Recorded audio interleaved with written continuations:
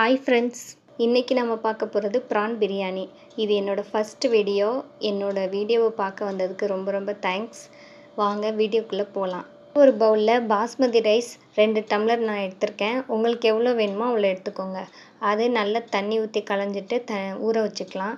இந்த அரிசியை ரொம்ப பிசைஞ்சு கழுவக்கூடாது, அது உடைய ஆரம்பிச்சிடும். அதனால் கொஞ்சம் லைட்டாக அலசி நல்லா 2 டைம்ஸ் கழுவிட்டு தண்ணி ஊற்றி ஊற வச்சுக்கோங்க.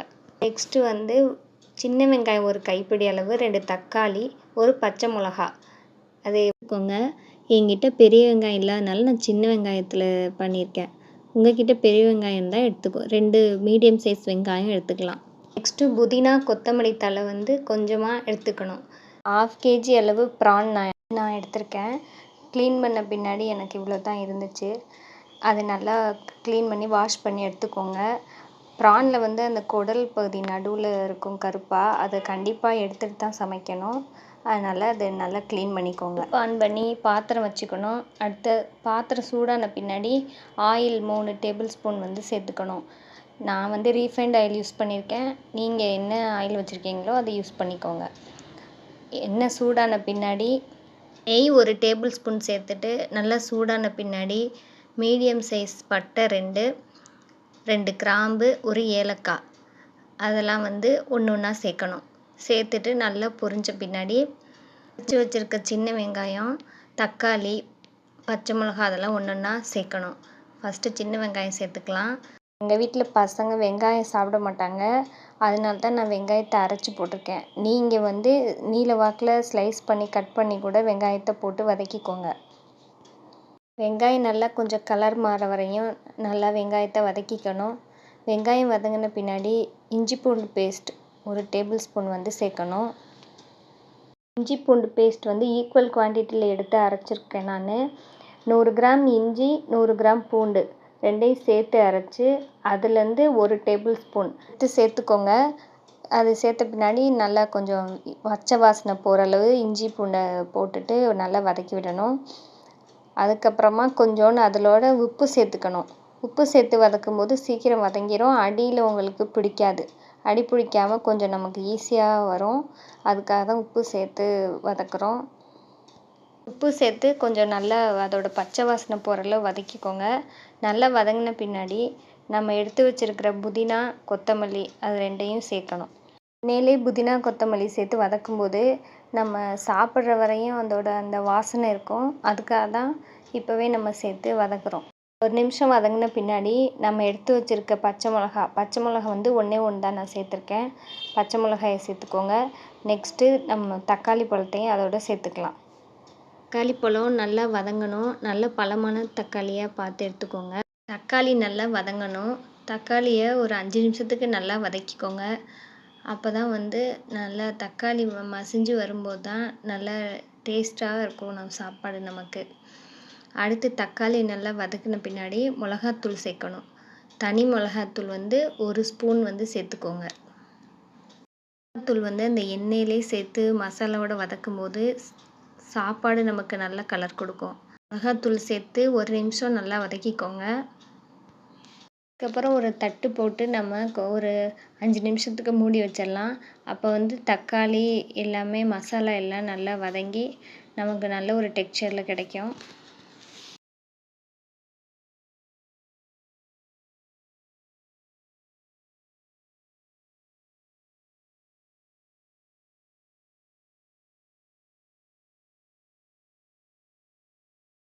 இப்போ ஓப்பன் பண்ணி நம்ம ஒரு தடவை நல்லா கிளறி விட்டுக்கலாம்.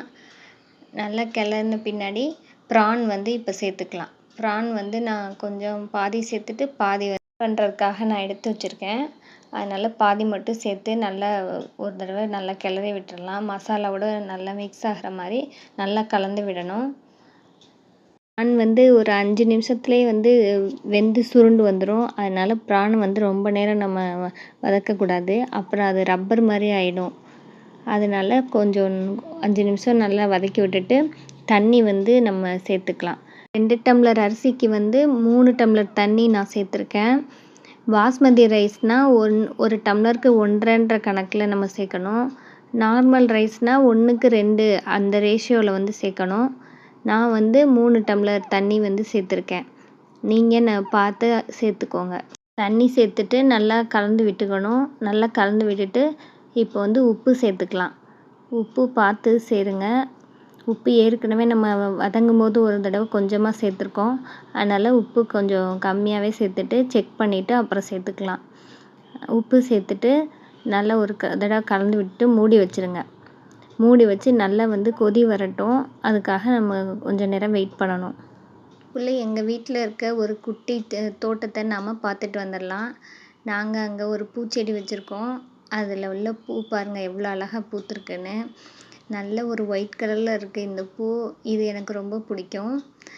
மனசு எப்போல்லாம் கஷ்டமாக இருக்கோ அப்போல்லாம் இந்த பூச்செடியை பார்க்க நான் வந்துடுவேன். பார்க்கும்போது ஒரு மனசுக்கு ஆறுதலாக சந்தோஷமாக இருக்கும். நீங்களும் உங்கள் வீட்டில் ஏதாவது ஒரு சின்ன பிளேஸ் இருந்தால் கூட கார்டனிங் உங்களால் முடிஞ்சதை ஏதாவது பண்ணுங்கள். அப்போ உங்களுக்கு ஒரு சேஞ்சிங்காக இருக்கும். நீங்கள் பண்ணும்போது நீங்களே அதை உணர்வீங்க. அது மாதிரி தான் எனக்கும் இப்போ இருக்குது. சரி வாங்க நம்ம பிரியாணி என்னாச்சுன்னு போய் பார்க்கலாம். இப்போ வந்து தண்ணி நல்லா கொதிச்சிருச்சு. இப்போ ஓப்பன் பண்ணி நம்ம ஊற வச்சுருக்க அரிசியை தண்ணியை வடிச்சிட்டு அதோடு சேர்த்துக்கலாம். எனக்கு வந்து உப்பு கொஞ்சம் பத்தலை. அதனால் நான் வந்து கொஞ்சமாக உப்பு திரும்ப சேர்த்துக்கிறேன். நான் செக் பண்ணி பார்த்துட்டு வேணும்னா சேர்த்துக்கோங்க. உப்பு சேர்த்துட்டு ஒரு நிமிஷம் மூடி வச்சுக்கலாம். ரைஸ் போட்ட பின்னாடி நல்லா ஒரு தடவை எல்லா பக்கமும் இப்படி ஈவனாக ஒரு தடவை மெதுவாக கிளறி விடணும். அதுக்கப்புறம் நல்லா கிளறி விட்டுட்டு மூடி வச்சிடலாம். 10 நிமிஷத்துக்கு வந்து அப்படியே நம்ம கொஞ்சம் மீடியம் ஃப்ளேமில் வச்சு அப்படியே மூடி வைக்கணும்.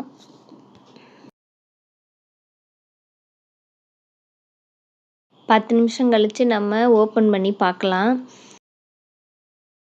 இப்போ பாருங்கள் ஃப்ரெண்ட்ஸ், நல்லா தண்ணிலாம் கொஞ்சம் வற்றி நமக்கு ரைஸ் வந்து குக் ஆகிருக்கு.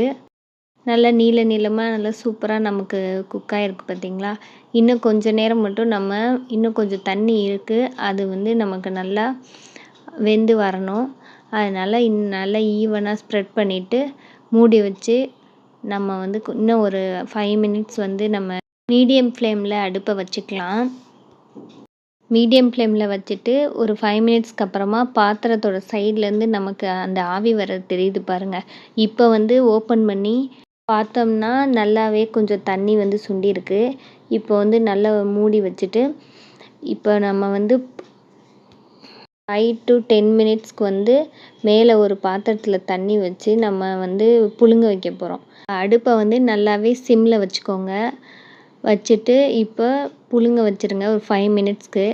நெக்ஸ்ட்டு ஓப்பன் பண்ணி பாருங்கள் ஃப்ரெண்ட்ஸ். இப்போ பாருங்கள் எவ்வளோ அழகாக நீளமாக ரைஸ் வந்து நமக்கு குக்காகி கிடச்சிருக்கு.